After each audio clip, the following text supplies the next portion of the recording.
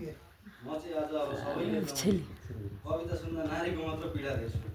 त्यस कारणले पुरुषको पीडा व्यक्त गर्न मेरो कविताको अर्थ यसरी गर्छ।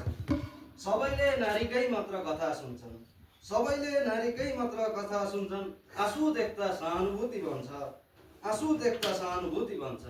तर चुपचाप मनभित्र पीडा सहने, तर चुपचाप मनभित्र पीडा सहने। पुरुषको पीडा किन हराउँछ, पुरुषको पीडा किन हराउँछ। यहाँ बोल्ने अधिकार पनि, यहाँ बोल्ने अधिकार पनि एकतर्फी मात्र झुकेको छ। यहाँ बोल्ने अधिकार पनि एकतर्फी मात्र झुकेको छ। उनले बोलेको सत्य ठहर्छ, उसको पीडा सुनिन्छ।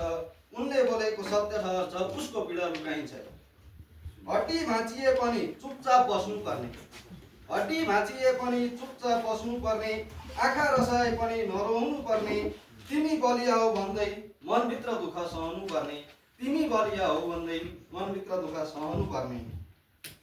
सहमतिको सम्बन्ध पनि, सहमतिको सम्बन्ध पनि पैसामा बिक्छ यहाँ। जबसम्म पैसा दिइन्छ सम्बन्ध टिक्छ यहाँ। नभए आरोपित बनाइन्छ यहाँ, नभए आरोपित बनाइन्छ यहाँ। पुरुष पनि मान्छे नै हो, उसको पनि मन रोइरहन्छ। पुरुष पनि मान्छे नै हो, उसको मन रोइरहन्छ। उसलाई दुखे, उसको पनि मन दुख्छ, रोइरहन्छ।